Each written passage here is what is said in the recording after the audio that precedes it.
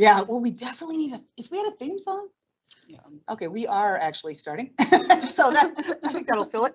Well, welcome to the 2025 year of the Fire Relief Association Working Group. So glad to have so many people, so many familiar faces, couple new faces, where we get have a chance to get together and keep things moving smoothly for our volunteer firefighters and everyone connected to them. So with that, just going to start out with a couple things just before we actually call to order here.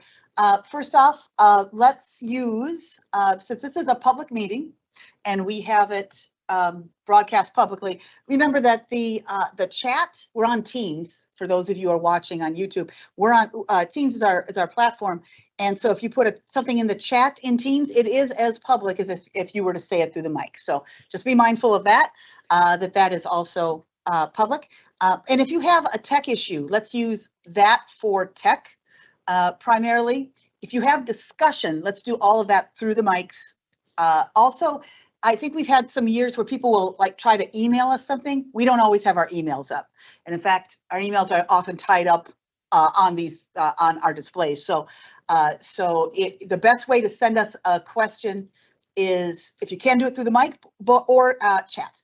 Chat would be that way. But if I see discussion show up in the chat, I'll bring it out so it's nice and public and we don't have anything. We don't have a side conversation going on as well. Also, I was hoping that this year we could go by first names. You know, last year I worked really hard on getting people's titles correct, and I wasn't great at it. And it did not help us, I think, in any good way. So if everybody's okay with it, I think we should go by first names. That means I also first name. So please call me Julie. Do not call me auditor. I'll feel like kind of a jerk if I get a title and everybody else's first name. So everybody's first name. If that's not a concern of yours, I mean, we'll call you whatever you want to be called. So let us know if you would rather have a title or a different name or something like that. Let us know. We'll call you what you want to be called. And so I think with that, our first order of business is to see who's here. So if I could ask Rose to call the roll, and if you just simply say here, then we'll know that you're there. And it's a good way for us to test your mic as well. Okay, Julie Blaha. Here. Roger Carlson. He let me know he'd be absent. John Dalkey. Steve Donnie. Dan Johnson. Here. Aaron Johnston. Here. Michael Knotek. Here. Knotek. Look at it. Carl Mork. Daryl Pettis. Clinton Rogers. Here. Kevin Wall. Here. Michael Wallstein. Here. And Thomas Wilson, who let me know he would be gone. Okay, and from our team, I think we've got Ramona. Susan was not available, correct? But Alina is on. Oh, Alina is on from LCPR. Okay, great. Alina, do you want to? Yep, I'm here. This is Alina Wilson from the LCPR.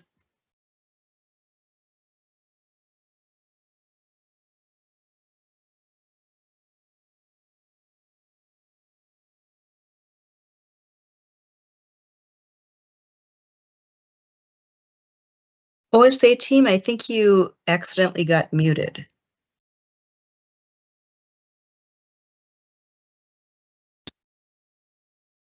Great. How are we good? Are we good now? Perfect. All right, good deal. Well, so let's see here. Where did I leave off? I kind of went through our staff is here.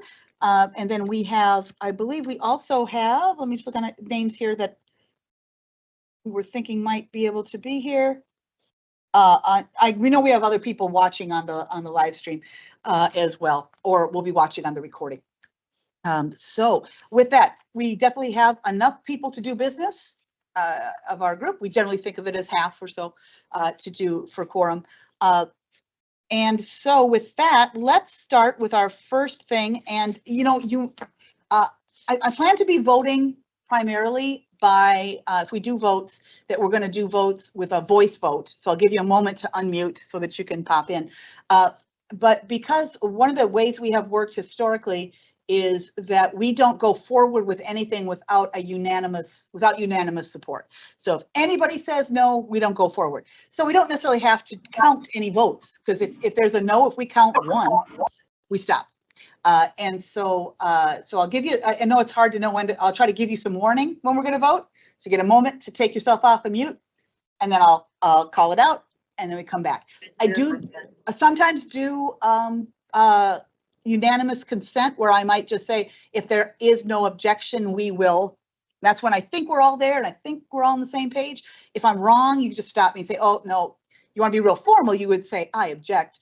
Or you could just say, oh, no, Julie, I think we need to whatever on there. Also, I'll try to call people as I see. We've tried hands raised before, but that doesn't always work, especially when some people are on phones and things. So when in doubt, you can just start talking. Say this is, and start going, and then I can recognize you that way as well. If I don't want to leave anybody out because I can't see you in some way. And so I think with that's probably enough technical stuff to get us going. So let's take a look at the minutes. Oh no, the agenda. Let's do the agenda first. So the agenda's before us. We have on there is to take a look at the last set of minutes that we have. Talk about our process, just going over, making sure we're all on the same page on how we work together. Then talk about how we choose our topics. That's legislative review, what already happened in the last session. Then we'll talk about what we could talk about next. Now, we already have some materials pulled together, if the group is okay with this, that we can start talking about audit requirement and experiences. We have that at the end, and I think we'll have time for it. So unless there's an objection, we'll consider that one of our topics that we are prepared to talk about. Are there any questions or discussions on the agenda? All right, it's a good time for us. We're ready to take a vote then. So want to get yourself ready for a vote. Watching for the mutes to come off and the echoes to start. All right, all those in favor of the agenda before you say aye. Aye. Aye. Those opposed say no. The ayes have it, and we have an agenda. All right, let's take a look at the minutes. If you take a look at Exhibit A, are the minutes from last October, way back. For those people watching online, we sent these out ahead, and so generally people have read the stuff ahead of time, so we may not stop and give people time to reread it. But for those of you who are watching, they have looked at them before. Generally, what happens is that if we make an error, usually by the time we get to the meeting, we fixed it. So someone would let us know if there's a problem. Also, if we miss an error and you find something later, you always can bring it up at another meeting as well. If you want to bring it up down the road and say, oh, I looked back and I realized that we did something else there. So taking a look at the minutes, are there any changes to the minutes?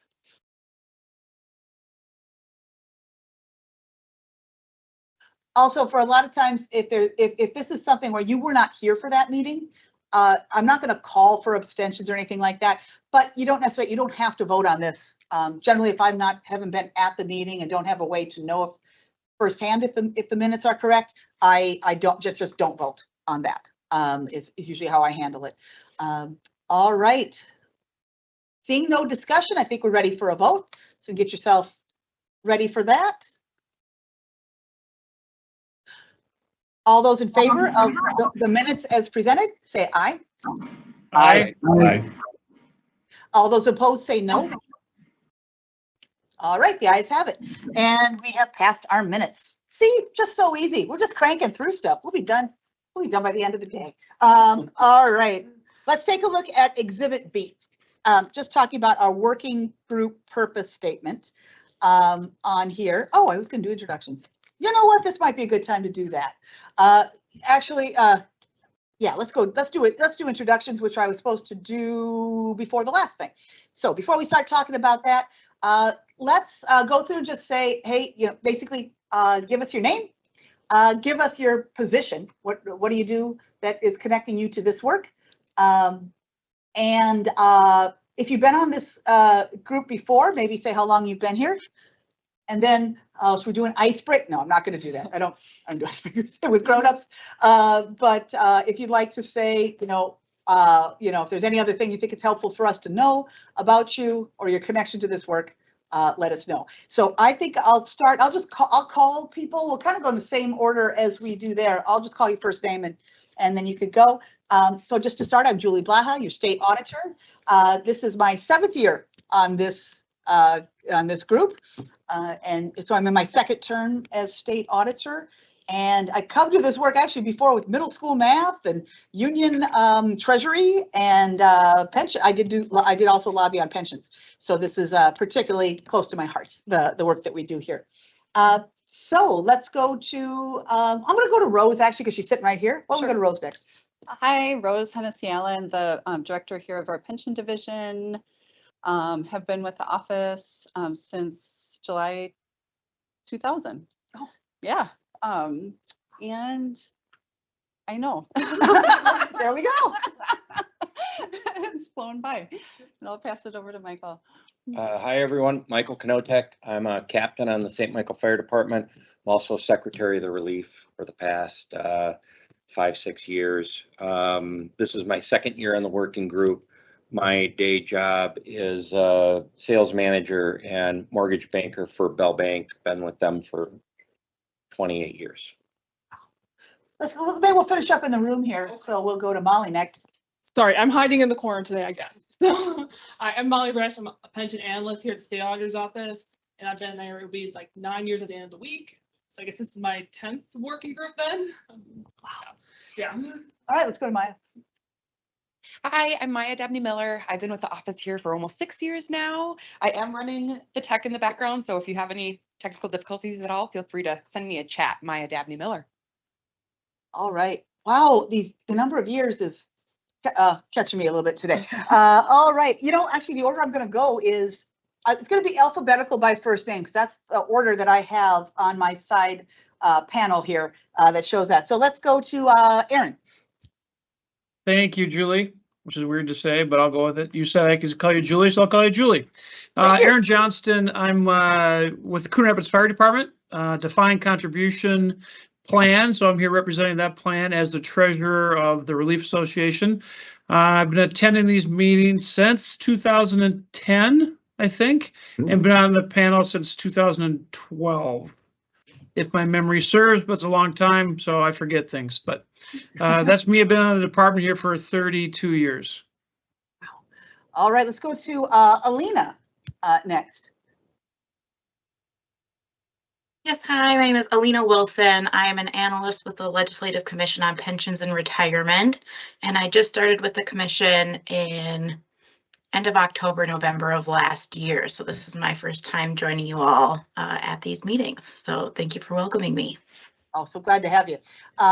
Next, I have Clinton. Yeah, excuse me. This is Clinton Rogers. I'm the city administrator in Janesville. I've been here since 2001. I joined the working group here last summer, and I also just about 1.5 years ago retired from the fire department. I served a little over 20 years on it. Wow. I have next. I have Dan. Thank you, Julie. Dan Johnson, Mendota Heights Fire. I have been 3 years on the pension working group during my time as a captain and Relief Association treasurer with Mendota Heights Fire. I switched over to become our chief in January, and with that change, I am now on the working group as the MSFCA rep. Yeah, you can move. You don't get away from us. Everybody, nobody gets away. All right, let's go to. By the way, even if you're not on the committee, I might just call your name. So, Mike, you ready? John, if you want to introduce yourself. Sure. John Dolkey, Glencoe Fire Department, training officer on the department. I'm also treasurer of the Relief Association. Last fall, I was also elected as a city council member for the city of Glencoe. So, congratulations on that. Let's go to Kevin next. Kevin Wall, Lower St. Croix Valley Fire Department. I've been on the department about 36 years. And I've been with the working group, I think it's around 15 years now. Yeah, this is, you see the experience level on this group. It's why we're so lucky. And next, Mike Strowing, I know that you're not necessarily on the group here, but do you want to say hi? Because I think people know who you are. Yep, I'm Mike Strowing, past member of the working group. I would say around 2005, something like that. I was on there. Retired firefighter of 25 years, and I've been doing teaching at the State Fire School for the Relief Association. Basically the statues and that stuff, and aiding reliefs in trying to get a little bit better in how they do work. So again, for other people that are on here who are also observing that are not actual members of the group, if you need to speak, definitely put it through the chat. And then if it makes sense, if I'm able to pull you in, I will on there. So Ramona, you want to introduce yourself next? Sure. Hi, everyone. This is Ramona Advani. Normally, I would be in that empty seat next to Rose. I am the General Counsel and Deputy State Auditor, and I've been with the office for, well, I'm not going to try to do the math, since 2016. And it's always one of my favorite groups to be sitting in on. Say, I see Kate on here. Do you want to introduce yourself? Hi, Kate Wagner. I'm one of the lobbyists for MnVAC, work with Lockridge, Goodland, Owen. I don't think I won't make every meeting, every attendee tell us who they are, but normally we'd just be schmoozing. If you're all physically in the room, we'd all be chatting. Yep. And so then Michael Wallstein is, I think, the last person I have on my list. Hi, everybody. Mike Wallstein, Plymouth Fire Relief Association. I'm a member there. I've been a firefighter for 9 years. I think this is my 4th year on the working group. I was part of a working group in 18 and 19 in regard to the DCDB conversion, and was active in lobbying to get those included and passed in legislation in 1920. And so, thank you. Thank you. All right, so that's our team. And so let's take a look at what we're here for. So if you'll take a look at Exhibit B, which is the purpose statement. This is a statement we've had here for a bit, at least I think the entire time I've been here, that basically our goal is to identify and work through current and pressing association issues, and while, both work through these and with an eye toward maintaining good oversight. That's always our office's first focus on here. Now, I think we've gone sometimes beyond this to things that may not even just be oversight, just that if it's something that we're all together here and we can provide some advice, we've been able to do that. So what this is a stakeholders group, basically, where we come together, we discuss things, and we generally are putting forward suggestions to the legislative committee on pensions and retirement and so again, now they don't have to do what we say. Generally, they though have taken the counsel of this group extremely seriously, and I think they know that we wrestle with things and we only move forward when it's unanimous. So as a result, the group has a lot of respect, and often it is rare for them not to take one of our recommendations, partly because they know we're not just throwing things out to throw them out. We're very careful about that as well. So again, ultimate goal, to make fire relief plans be successful. That is that. Are there any other people want to speak to kind of what you've seen as far as in your time here, things that we've done you think has been effective, or a way we think about things? I don't know if somebody wants to talk about local control a little bit or something. Well, Julie, I'll speak up, and I think the process that the group uses is very good.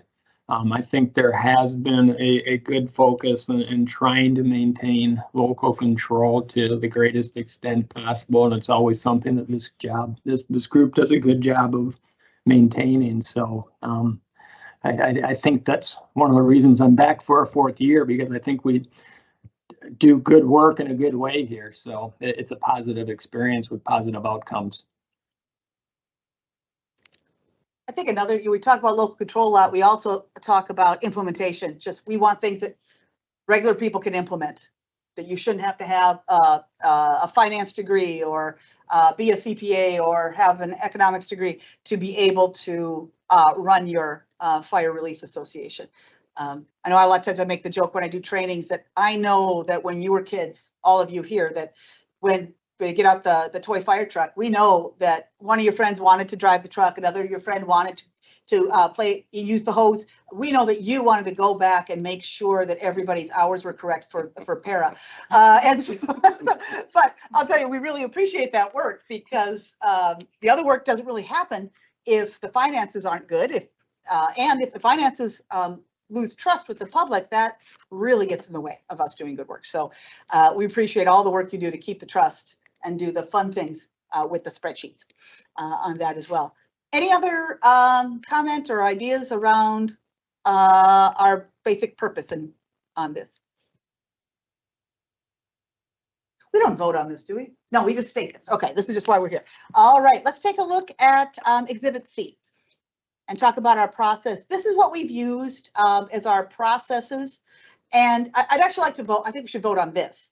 That this one, we just want to say, hey, that this will be how we operate. If there's anything else you want to add, we certainly could add it now. Here, basically, how we've run things historically is we do first identify and discuss topics, and then we make recommendations to clarify. And again, we're not generally trying to necessarily weigh in on an issue where it isn't technical. We're trying not to put necessarily position statements out there, things that would make more sense to come directly from a group of firefighters instead of coming to the state auditor's office. So generally, again, we've tried to stay as much on technical issues as possible. However, we know that just because you're part of this group doesn't mean you're not also part of other groups that might take positions that we don't take here.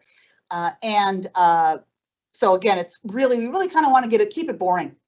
If it's a little too spiky, we got to really make sure that we maintain our technical status. Then we send it to the Legislative Commission on Pensions and Retirement.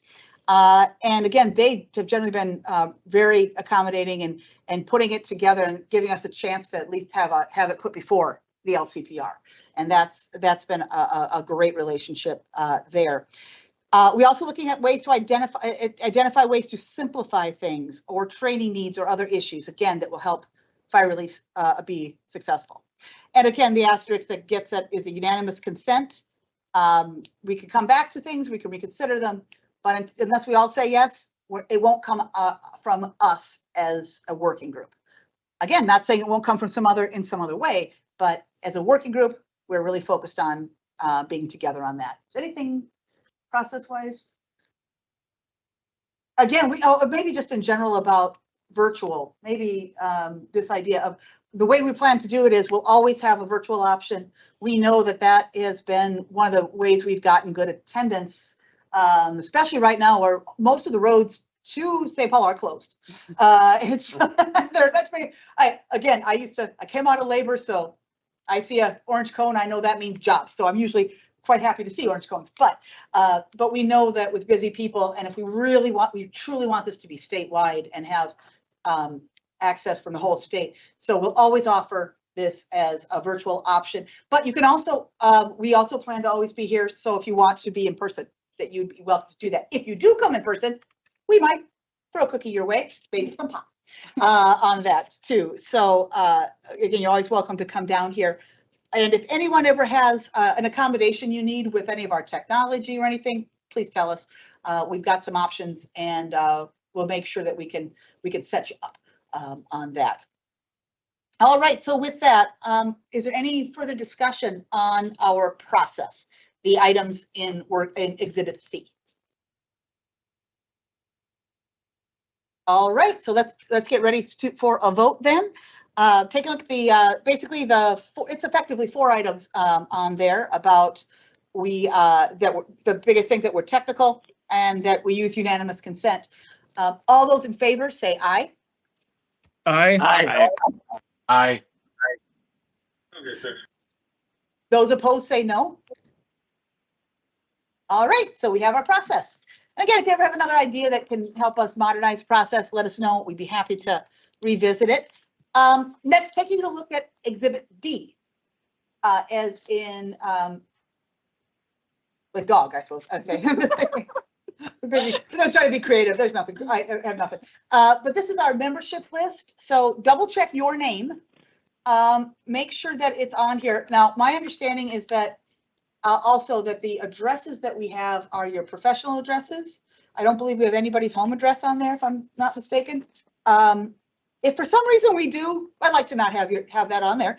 But again, I believe these are all work addresses on here from what I can see. If we made a mistake on that, let us know, and we will take that off. I think it's going to be long-term. I think security when it comes to state government work is not having home addresses easily available on a social media platform or anything like that on there. So if there's any obvious changes that you'd like us all to have right now so we can all update our document, you can also email us and we can fix them up. Anybody have a quick change you want to make sure everyone hears right away about your contact information?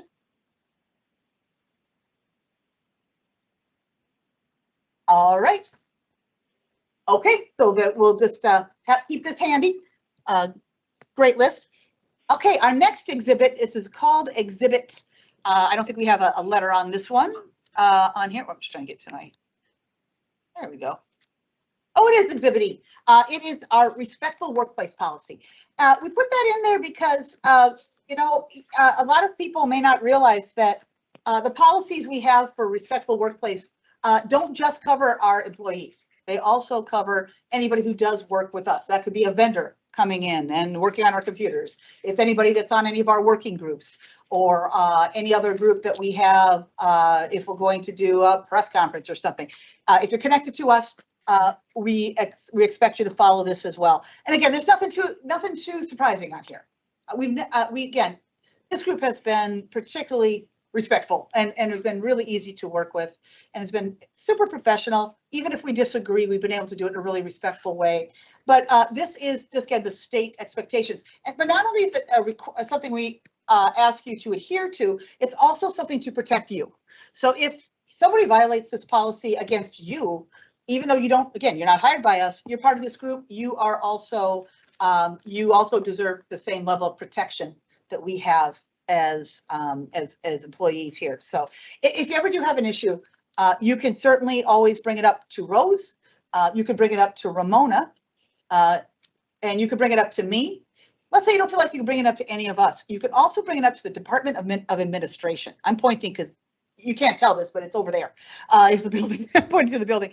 The Department of Administration, if you don't feel like you come to us, you can always go to them and ask for HR. And then they are able to, they can also follow up with you as well. Because if you have anything, let's just get it out there, take care of it. We can usually deal with anything we can talk about. So definitely want you to be proactive on that if there's a need you have. Any questions or thoughts about this policy here?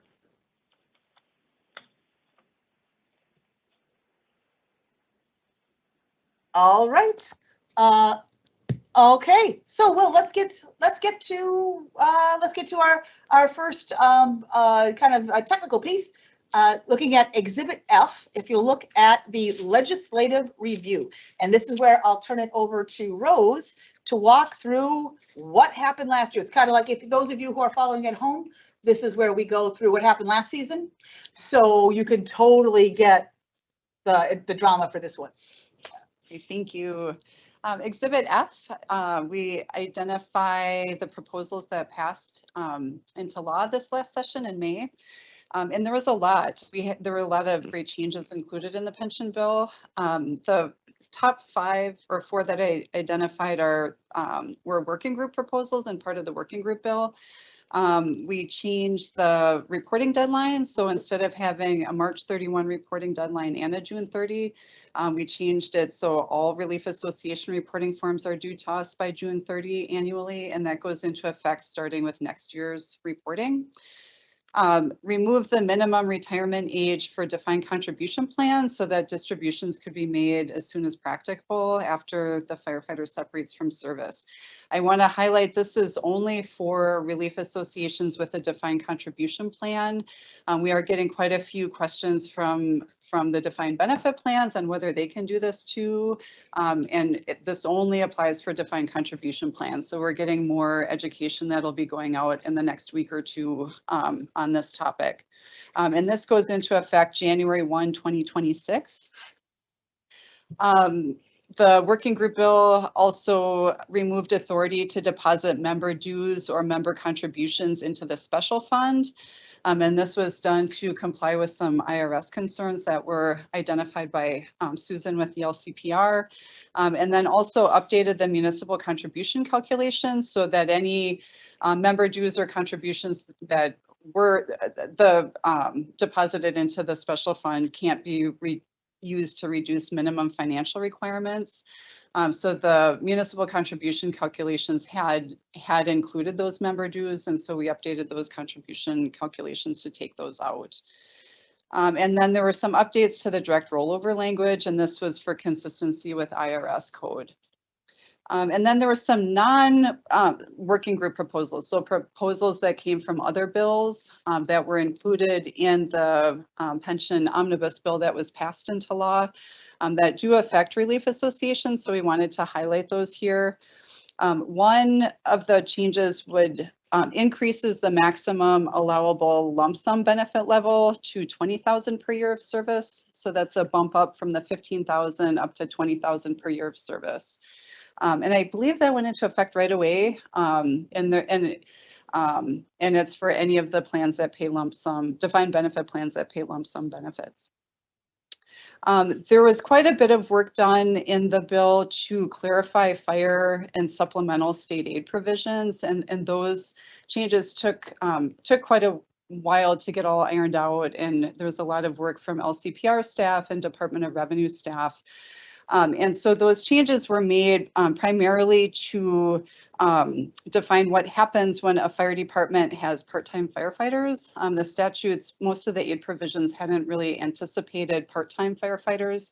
And so they were updated, the aid provisions and statute were updated to clarify what happens and make sure that those fire departments still qualify for fire state aid. I think the LCPR's favorite provision in the bill is this next one. The investment business recipient disclosure report that relief associations were required to file with the Pension Commission. That reporting requirement was repealed, and that went into effect right away too. So you no longer have to file that one-page investment business recipient disclosure form. There were some clarifications to the dissolution provisions. And so there was a clarification that the full vesting requirement kind of clarifies that if the relief association were to dissolve, it clarifies full vesting and then defines also when interest allocations to deferred members end when a relief association is dissolving, and then also update the involuntary dissolution language, and those were primarily technical changes. And then the last were eligible rollover distributions and a clarification that a notice needs to be provided to retiring members prior to making the rollover distribution, and just clarifying that that applies to relief associations too. Now I could, any questions on the changes you've heard here or comments on those? Yeah, Rose, you know, on the last one, you talked about the requires an eligible rollover distribution notice. Is there going to be more details published on that? Generally, like on a DC plan, the member initiates the rollover. So do we still have to notify them on top of them notifying us?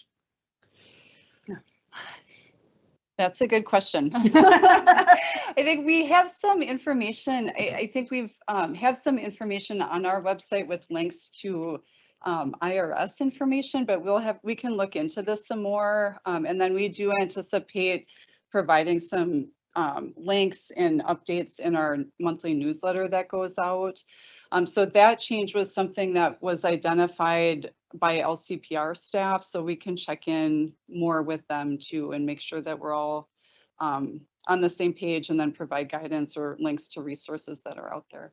Is it feasible to create a standardized notice that we could get out to relief associations?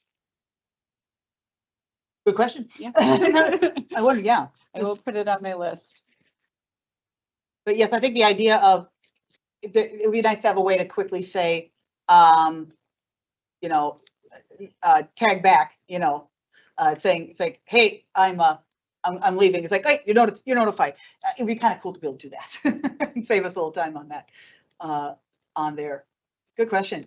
Other thoughts or reactions, maybe even reactions too about, have you heard anything about these? Are these getting any chatter? Did some people think we already did it? Or are you hearing anything or notice anything about what happened after last year's session?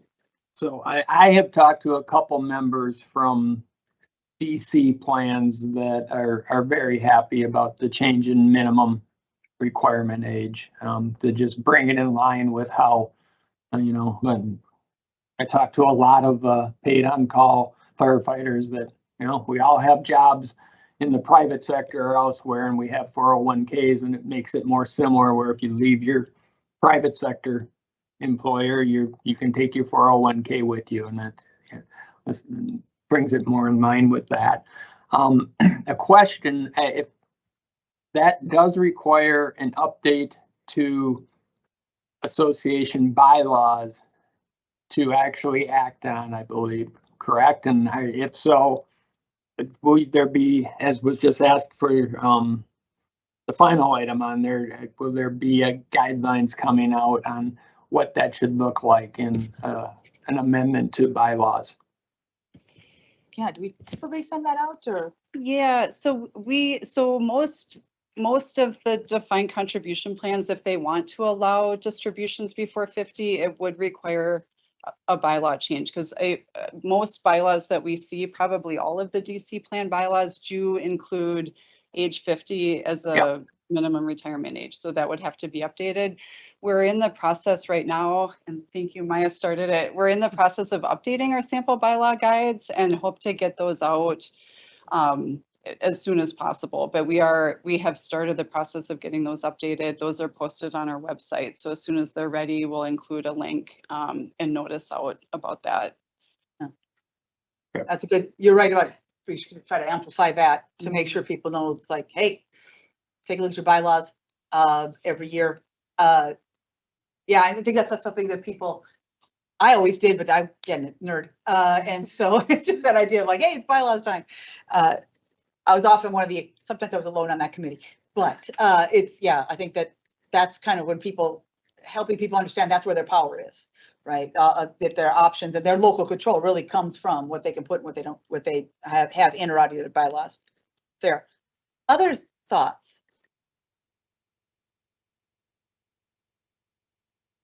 I heard from a relief association that was very happy in regard to the $20,000 max defined benefit plan. So they're pleased with that, able to bring up some of their surplus and do some good with that. I think one comment I had was that when government is so very closely divided between two parties, our stuff is super attractive because it is technical and it's a thing you can agree on. And so it's kind of always good to be able to give that gift of, hey, no matter how tough it is, we got something you can all say yes to. And so that we typically have had good bipartisan support. This is one of those places where it's kind of a port in sometimes if there's a partisan storm, we could be a place to hang out and be friends.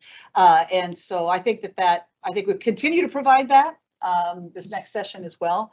But I think it's a way, I think it's a bridge. We give you a bridge to say, well, hey, if you can work together on this, wow, I wonder what else you could do.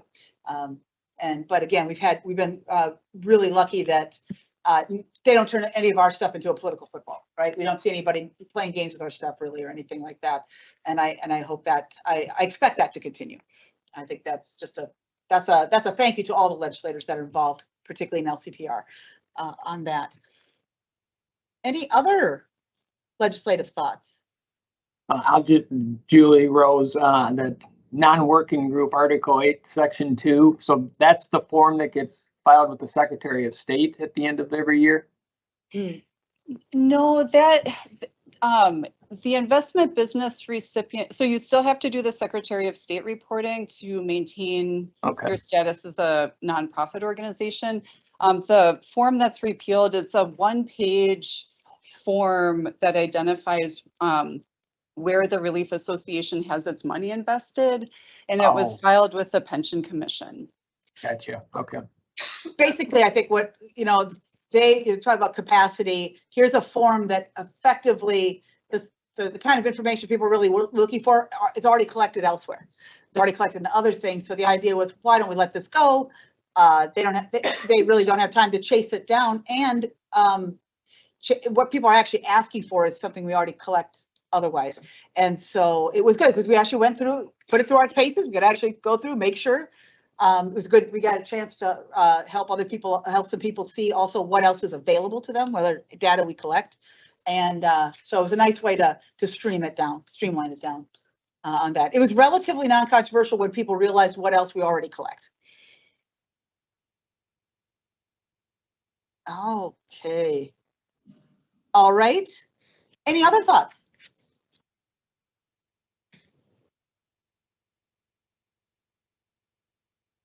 All right. Well, with that, again, if you hear anything else or want us to know about anything else you're noticing, keep your ears around and let us know if you hear any more about last session we can learn from on that.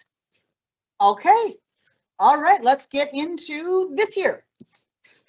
If you'll take a look at Exhibit G, every year we get to have, this is where we get to vote. This is where you get to, put up your favorite topics. I make it sound like it's much more intense, like a draft or something. It's not, and so it's. But we'll talk about which items, and we'll prioritize which items we're going to do. This way, the group decides. All right, our goal is to get to as much as we possibly can. But if things get long, we want to have things ranked in a way that we know kind of what's the highest priority. Though we don't necessarily always just go in priority order. Especially if there's something like little that we can just pop in at the end of the meeting or something. But these are the topics. Rose will go over the topics that we have been submitted to us, come from someone else we know, and things that we may want to talk about this year. So I'll turn it over to Rose. Okay. The first two topics are about the audit threshold. So the first topic is number one is repealing the requirement that relief associations have to keep doing the annual audit if they drop back down below the threshold. So right now in the statute, if a relief association goes over 750,000 in either special fund assets or liabilities, you have to have an annual audit performed rather than the agreed upon procedures engagement.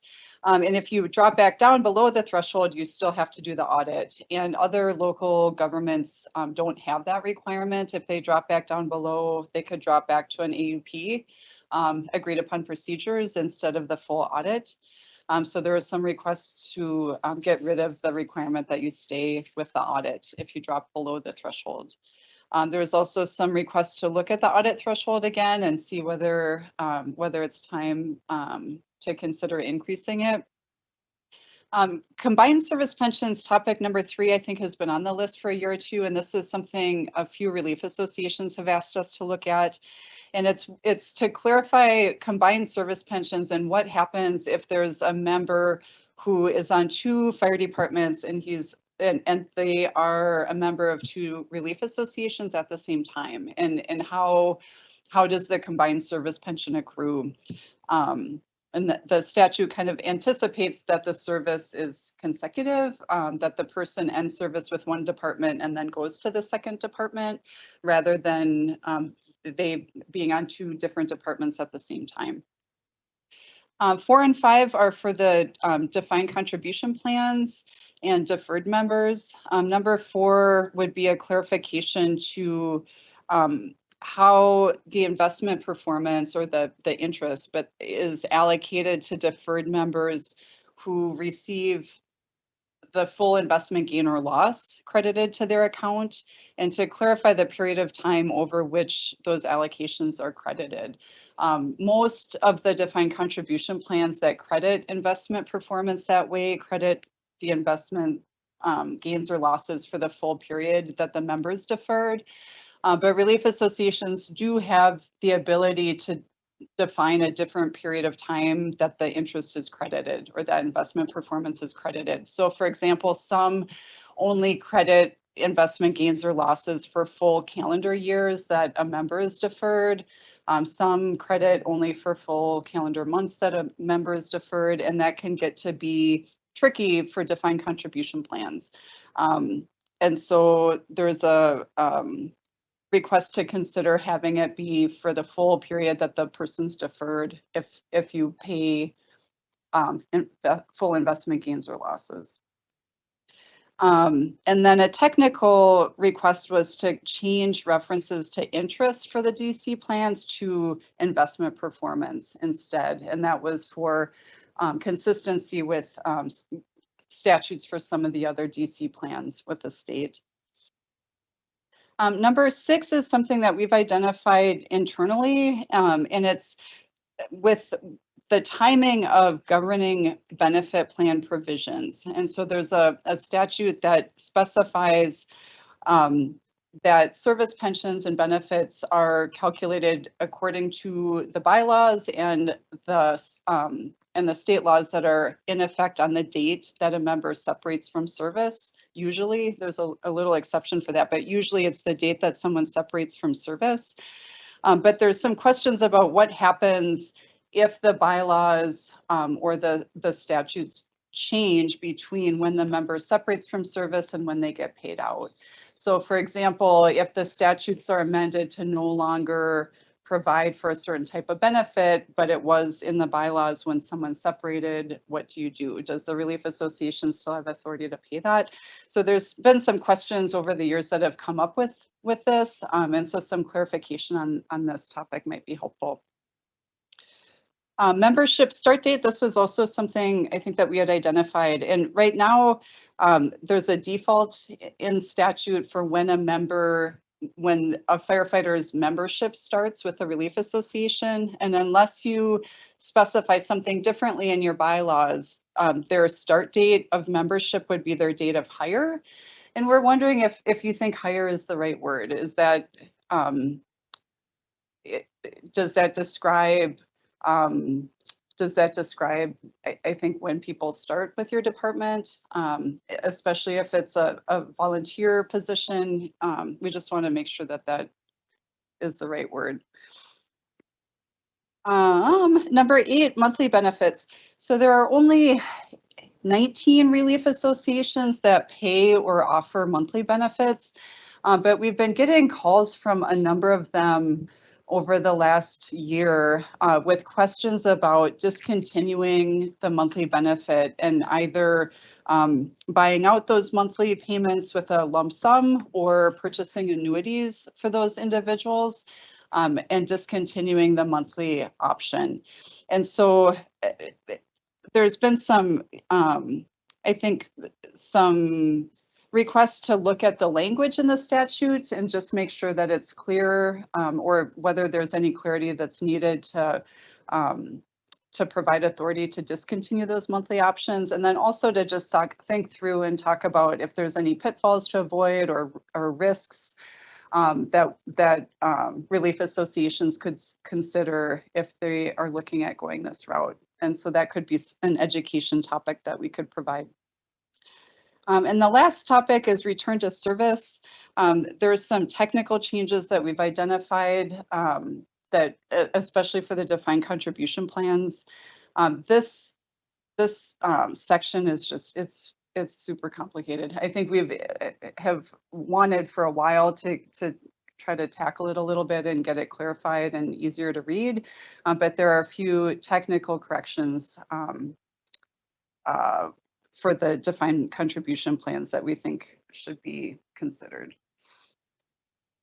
Okay, so as you take a look at this document, you notice that we got the topic, of course, the description, the source. I think the source may, FRAs, of course, Fire Relief Associations, OSA, Office of the State Auditor, and CPAs are certified public accountants. These are coming from accounting firms, a couple accounting firms. Well, I've heard directly from a couple, but I think there's more out there that are that asked about this. And I don't think it's limited to simply auditors, though, that are interested in this item on there. And then the type is supposed to be just kind of what we think about how big of a change it is, what kind of change it is. Policy change means it's more of a bigger kind of, there's an idea change to it, not merely just trying to make something conform to what we're doing right now, where a policy change might be something will change what we do, could change what people do, at least in some way on that. Are there any questions on these? Or, so three things we can use. You can ask questions. You can make a pitch for your favorite idea, try to get people to vote for it, because you're all going to get to vote and rank it yourself. Also, if you have something that you think we should add to the list as well, that would also be really helpful right now. So again, questions, pitches, or additions right now. Would anybody like to start with that?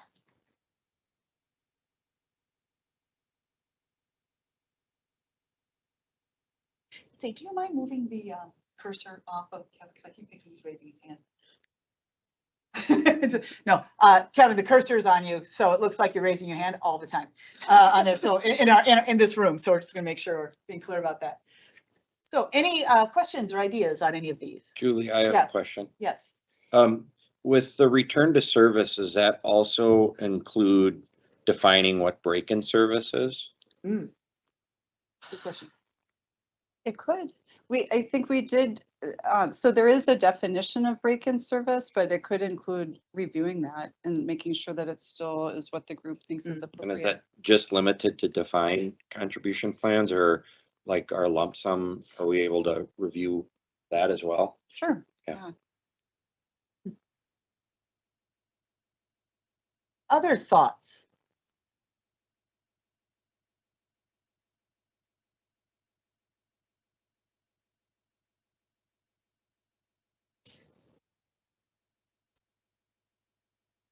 If you have another item that you'd like to add, we want to get that relatively quick. So, let us know if there's something else you're like, oh, this needs to be on there. You wake up 3 a.m. This would be, you get that idea. Definitely email it into us so that we can look at adding it. And anybody who's watching this on YouTube as well, check the date though, make sure within about a week of when the actual meeting's being held here.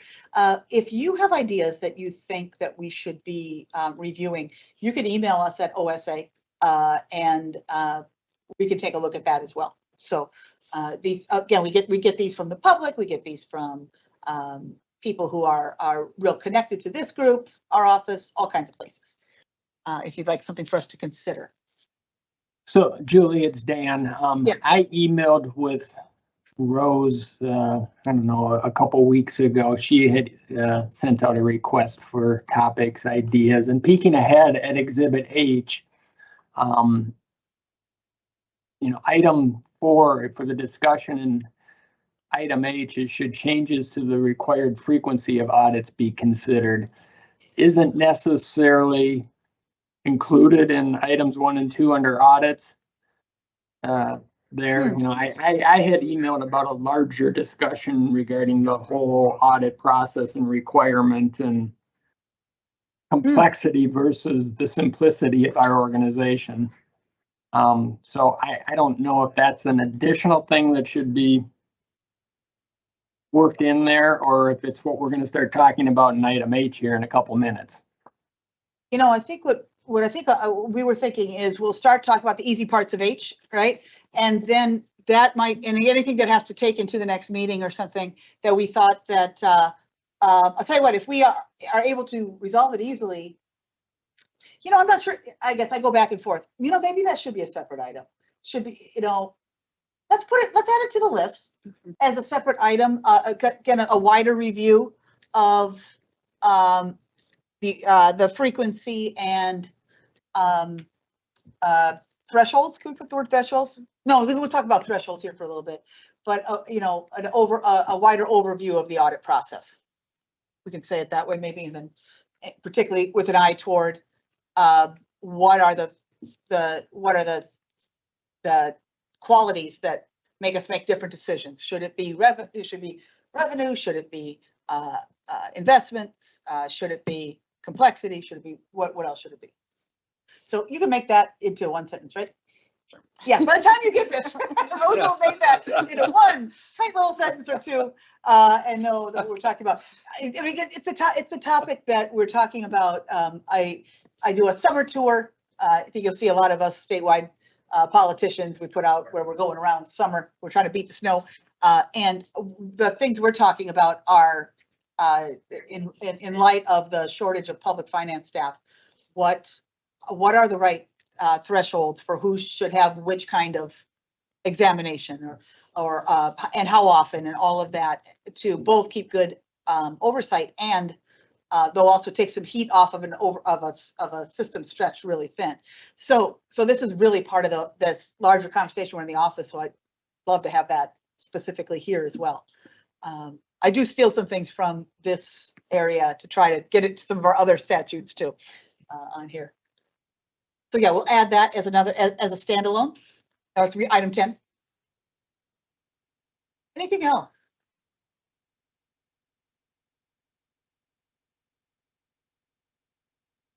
Oh yeah, you know what? Yeah, Mike, why don't you go ahead? Why don't you go hop in? A question regarding number 7. There are a lot of relief associations out there that require a membership application to get into the relief association. And if an individual gets on and does not complete that for 2 years, let's say, just to benefit the example, and then fills it and wants to join, should he be given the start date when they actually came onto the relief or the fire department, or the date they received the membership application? Oh, that worked now. I think that would be something we'd have to review. It would probably could depend on the Relief Association's bylaws and whether they have, you know, what they define in the bylaws as a start date. But I think that we'd have to look into that more to have an answer. I mean, there's a lot of them that are going that way nowadays. So it's something to consider. Yeah, we definitely want to look at it before this comes up on the agenda then. Yeah, I think that's something we can take a peek at, see if we can bring that back to you. Cool. Thank you.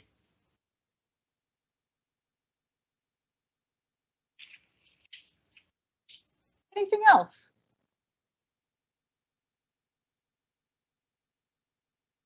All right, feel free to place your bets on this, though you are also voting on it, so you should probably not also be betting on it. But anyway, so we'll maybe Rose, I'll let you explain your process. What are you gonna see? Sure. So I will put together like a little web survey form and email that out. I think I'm hoping to get materials drafted up for the next meeting pretty quickly and get them out to you with more time to review. So I'll get that web survey set up and emailed out before the end of this week, and then we'll ask for responses by early next week if possible. And if you do have questions, or if there are additional things that you want to add to the list, just send me an email and I can get those added in. All right. I mean, it's possible we could get to all of these. We may be able to zip through them, or if we get, you know, if one takes a lot of time, we'll focus on what is really important for us as well. But how do you what's the best way to end any meeting? We know talking about audits. And so if we want to go to Exhibit H, and this is kind of the beginning of, you know, this may not be the end of the discussion of this. So we'll be listening for more information you'd like to have, or if there's any obvious agreements or places where there's obvious disagreements about audit requirements. And again, I think one of the things we've talked about these historically, the last time we talked about it, when we did raise it to, and I'll let you go over it in more detail, but when we looked at raising the threshold to 750,000 before you needed an audit, one of the things we talked about is, do we add on an inflationary kicker so it just keeps going? And one of the things we said is, nope, we want this group will review it regularly, right? Instead of having it kind of automated in a sense, like we do with cities, counties, towns requirements. So So I think a good time is every couple of years, every 3 years, we would definitely want to take a look at this again. So with that, I'll let you kind of talk about where we are right now. Sure. So right now, the threshold is 750,000, and that's in either special fund assets or liabilities. Once a relief association goes over that threshold, the audit is required annually. For those below the threshold, an agreed upon procedures engagement is performed instead of having the full audit. And right now, for the most recent reporting year, there are about 57% of relief associations below the threshold and have the agreed upon procedures requirement, and about 43% are above the threshold and have the audit requirement. And again, because of the shortage of public finance staff, we continue to receive requests from relief associations and from audit firms to consider options or changes so that audits are focused where they will be most effective. And so we've identified a few items for discussion that we've been hearing. And the first... Before we do, sure. I think we might want to just, again, especially for those people who are watching, to kind of tell you the difference between an AUP and a regular kind of an annual financial audit. Financial audit, they're going to go through, and it's about it's really about checking to make sure those numbers are solid, right? That the numbers are in a place where you can make good decisions off of them. Doesn't mean, they don't go back and recheck every transaction or anything like that, but you're looking to make sure it's like, yep, you know what? The numbers are right. If you made a decision based on these numbers, you were using the right numbers to make that. And if there's a change from that, where the numbers were not moved away, you'll get an opinion that says, oh, you know what, you got to move some things around. You've got to, you just need to know that the decisions you made were based on numbers that were different from where you actually are. And then you also you do look at a number of procedures in that process as well, and you test them by saying, all right, said 2 people signed the checks. Okay, let's pull some checks. Let's see if 2 people signed them. Fun fact, if you talk to young people, you may have to explain what a check is. Had to do that recently with a reporter to explain what we did in the old days with checks, and I still do sometimes. Now, an AUP, those are agreed upon procedures, and so what you're really doing is making sure that the processes that you've all agreed to, some of the top most important processes, that's what you're checking. So it's less about reviewing the financial statements at that same level of detail, and more saying, all right, you said you were going to do this, that you weren't going to spend this money unless your board approved it. Boom, you spent this much money, show me evidence that your board approved it.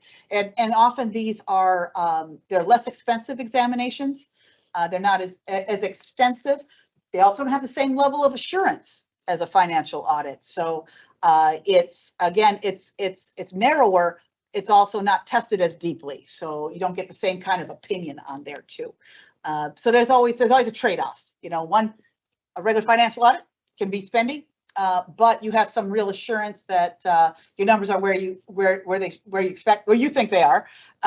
Whereas AUP again gets at making sure you're doing what you're supposed to be doing, keeps people on their toes, but doesn't have the same level of assurance as that. And that's why it's a less expensive audit, and it's faster to do on that. So cities and towns, school districts also have audit requirements, and they're different for each type of group. If you ever want to go into great detail about that, I have a very detailed, and it looks complex because it's really different from entity to entity. But if you ever like to see that, I'd be happy to share it. But I think it's the idea of getting at balancing cost and effort with assurance and the level of risk that you have. It's kind of what we're talking about here. So yeah, thank you for letting me. And again, anybody who thinks I'm wrong about that, you can always tell me, Ramona. People in the room. I'm looking at Molly, just watching your eyes as well. As if I explained that right. Yeah, if you want to go through that first question. Yeah, so the first topic for discussion would be whether a relief association that drops below the threshold should still maintain the audit requirement or revert to the agreed upon procedures requirement instead. Basically, I could say the way it usually comes up is we'll be meeting with an audit firm, a couple audit firms we met with, and they just said, so why do they, if you go over that 750, why do you stay there forever? And I think back to, we're looking back saying, well, investments are just going to go up forever. I don't know if that, maybe I'm asking that too, of why that might have been the case. But we're seeing that it's possible you could come back down, particularly if you're trying to spend down a very large sufficiency. You've got a lot of money sitting in there. You're like, you know what, we got to start spending this. I think there's some opportunity for saying, hey, it's a way to incentivize people not having too high of a sufficiency in their fund. But also I think the idea of like, well, if things go in a different direction, should we be able to come back? If I understand this right, for cities, towns, and counties, they don't get to go under, but cities and towns that have a threshold, if you do go under, then you go back to the lower level of engagement. So yeah, if they can go back and forth across that threshold. In fact, we're having a discussion about how we handle that, because if we have people go back and forth across that the new $1 million threshold, are we giving people enough time to do that? That's in the next question a little bit too. And this language where once you're over, and you keep the audit requirement, that actually was something the working group suggested years ago. So the Relief Association statutes didn't used to require that. And then I think what we were hearing is that it did get complicated to have to keep track of from year to year which requirement you had. And so it was a working group change, and I can go back and look when to put the language in saying once you're over the threshold, you're over, and you keep the audit. And so kind of a pro to keeping that is that you don't have to worry about it from year to year. Like once you're over, but I think what we hear from some relief associations is you pay out benefits, like you may go over at the end of the year and then pay benefits out in January, and you're back down below, and then you forever need to do the audit, even though you were only over the threshold for a short period of time. So yeah, so maybe we could start with that. What are people's thoughts about going again, once you're over, you stay there, or being able to have it be reevaluated each year, basically? Again, we could still have a little bit of we could have a grace period in there, but that it would be something that would change based on those investments each year.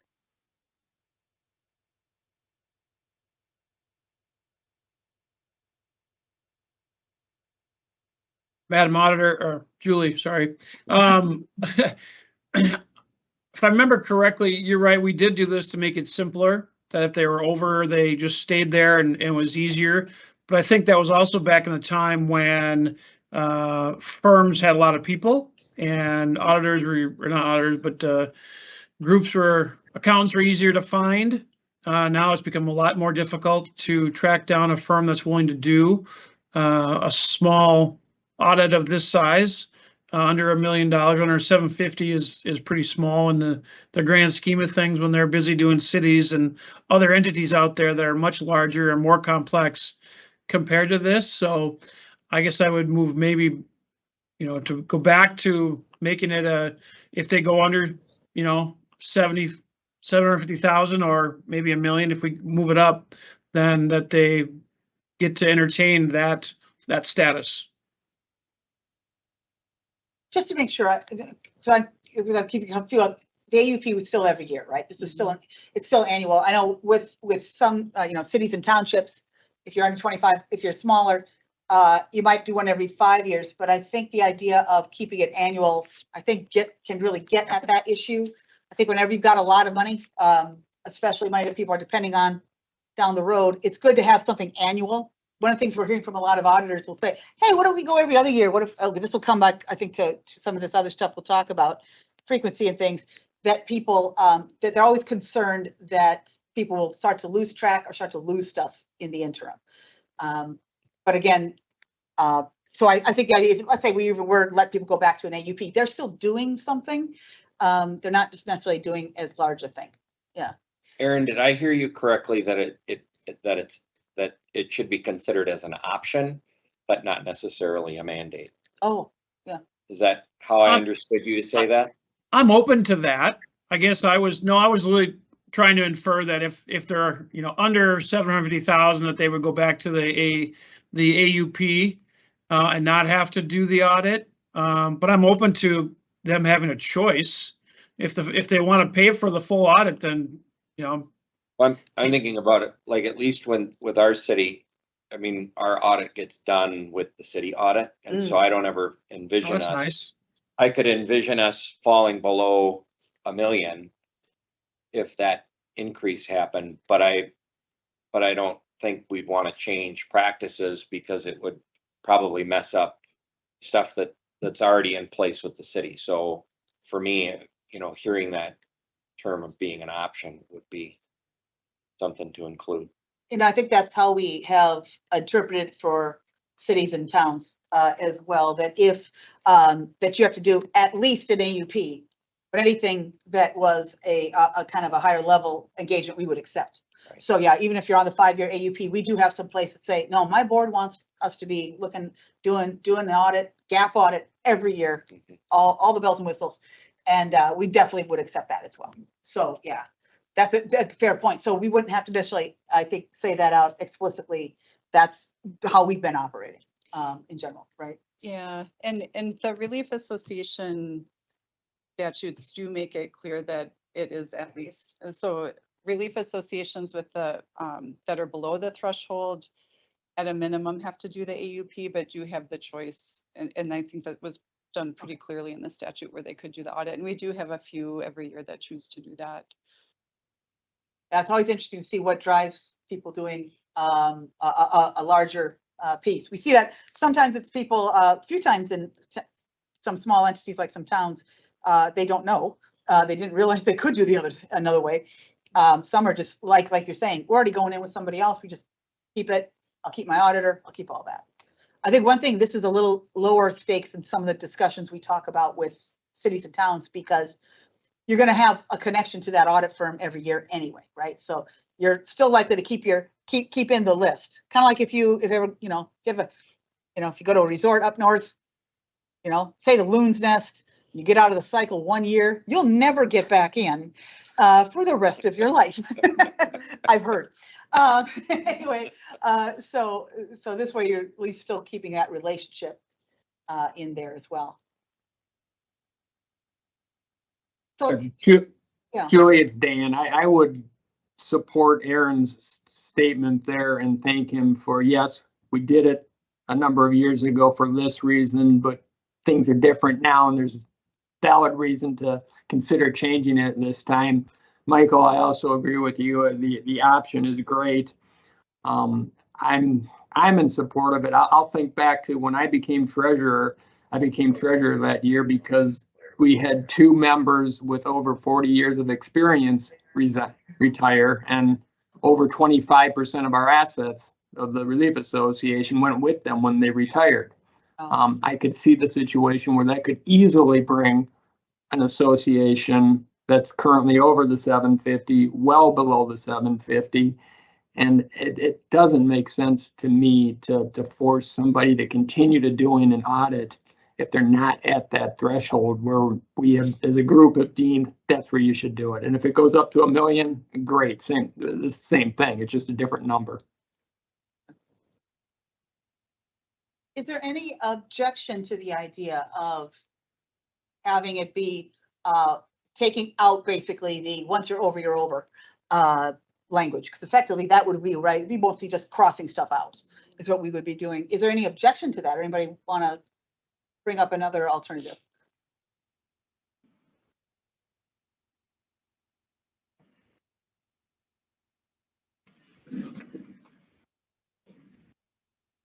Kevin, I'm seeing your, are you up? Okay. Sometimes I can just see if someone is muted or unmuted, and I kind of wonder if you're hopping in. Any other, it sounds like we might have some agreement on that.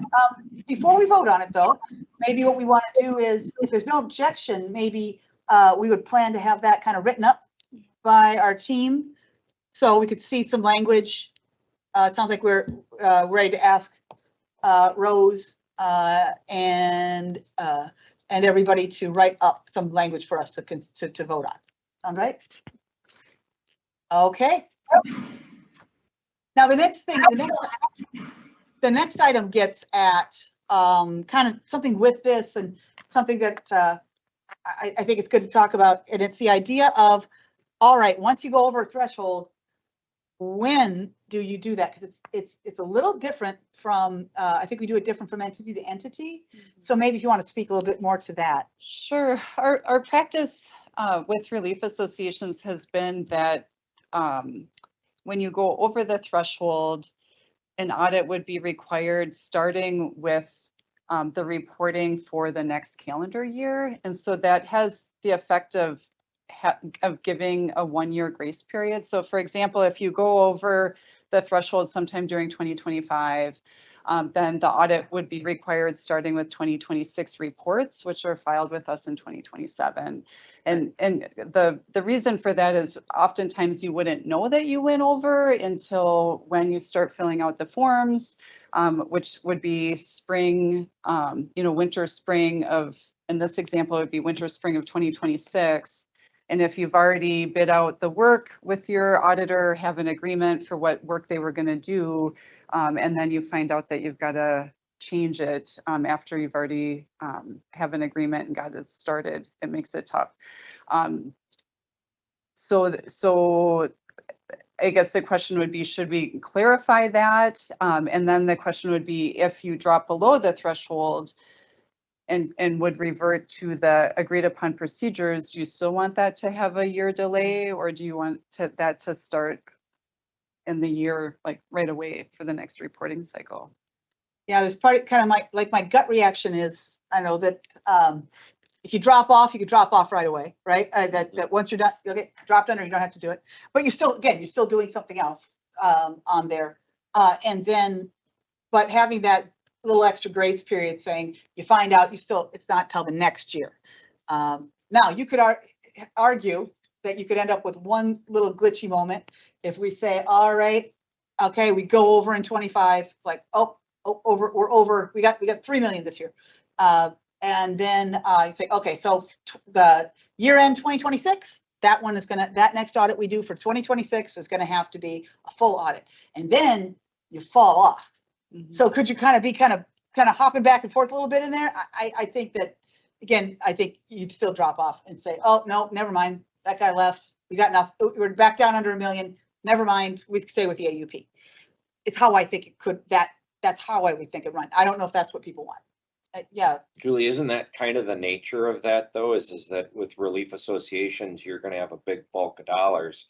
And when senior membership leaves, that's when your dollars are going to drop back down. And so very characteristically, you could get a big bump and have big dollars. And then that reporting is lagged to get to an audit.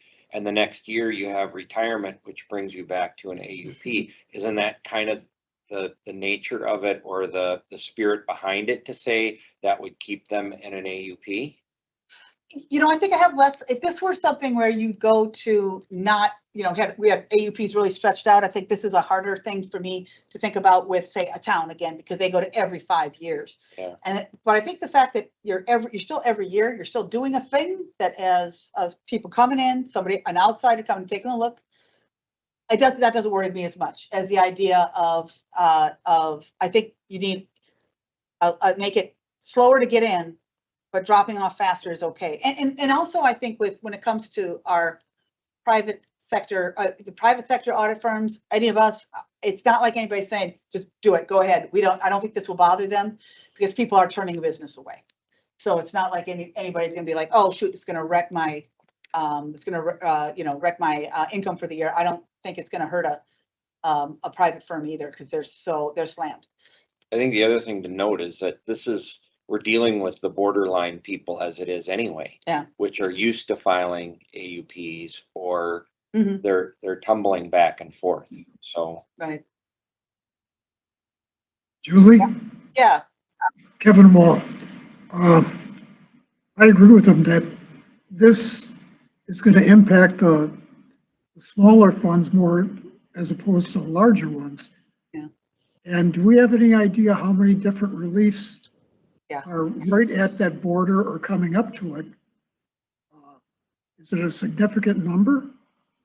So I pulled numbers from the most recent full year of reports we have on file. And so these numbers are as of 12/31/2023. And at that time, we had 57 relief associations between 750,000 and 1 million. So they're kind of in this group that we're looking at. And then there's 147 relief associations above 1 million that wouldn't probably be impacted by this. Could you say those numbers again? I'm going to write them down. Yeah, 57 that are between 750,000 and 1 million in assets. And 147 above 1 million. How many below 750 above, do you think? Yeah, Rose, that's what I was just gonna ask. Do you have the Yeah. number? Probably about 300, a little less. Than, We had 500 last year, 3. what was Oh, wow. Okay. Yeah. That's all I expect is our people do. So 386 below. That's all you expect from our people. Yeah. Something about there. Yeah. I mean, even in the range. So we're talking 350, 400, something like that. About 300. Yeah. About 300. Okay. Okay. All right. So still the vast majority are doing AUPs now, even now. And this wouldn't necessarily, so we're talking about this shift, if we were to shift, who would naturally shift, and also if we were to look at from 750 to 1 million, also kind of gives you a sense of a group that it's not a huge group that's necessarily. I did pull some numbers too. I don't know if this is the right place to mention this, but I pulled some numbers to get an idea of average costs. And so relief associations report on the forms filed with us professional fees. And so that includes more than just audit fees. That would also include any legal or actuarial fees. But for the relief association, for all relief associations, the average was about $3,600 a year. But only 60% of relief associations reported paying any professional fees from the special fund. So some of those relief associations paid the audit from the general fund. Some have an arrangement with where it's tied in with the cities. So if I take the average just of the 60% that paid professional fees from the special fund, the average jumps up to a little over 5,800. And so that would be for averages both the agreed upon procedures and the audit.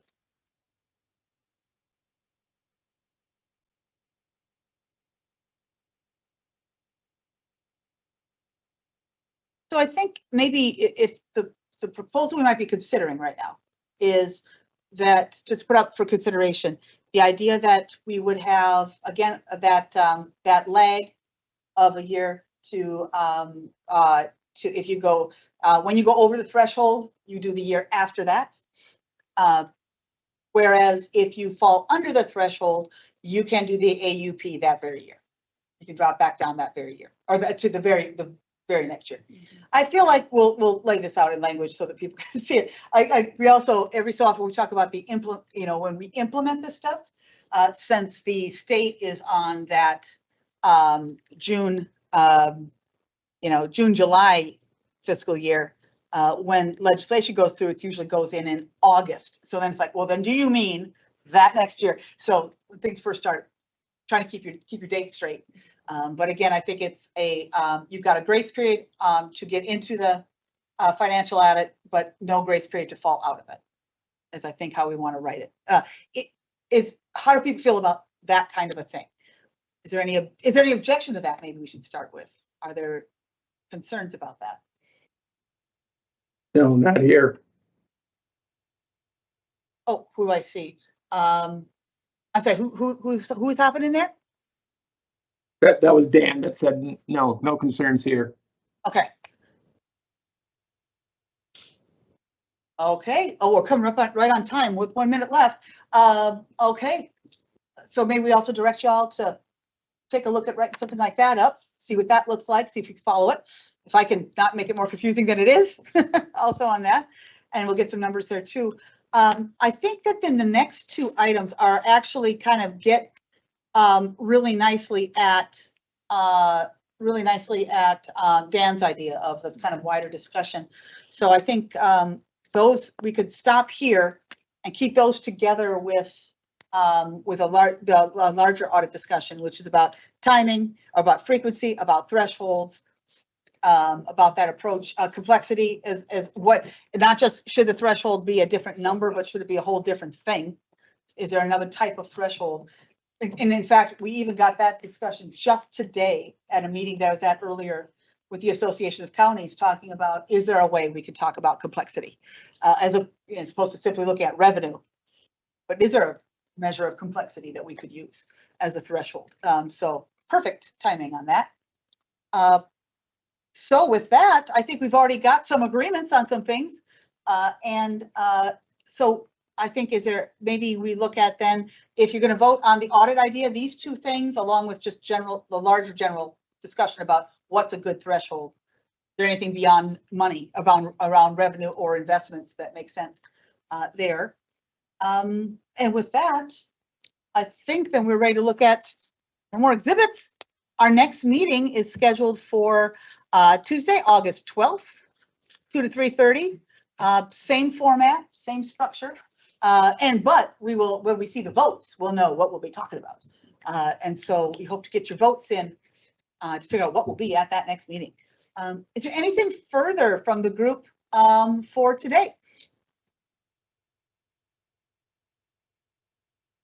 All right, we're already cooking with gas, as the kids would say. Oh, okay, firefighters, like maybe I'd use something else. But in a safe way that's properly monitored with ways to put that fire out right next to us. And so with that, seeing no further business for today, we are adjourned. Thank you. So glad you're back. So glad we have your help here. Can't wait to talk with you at the next meeting. All right. Bye. Thanks, everybody. Bye. Bye-bye. Mark.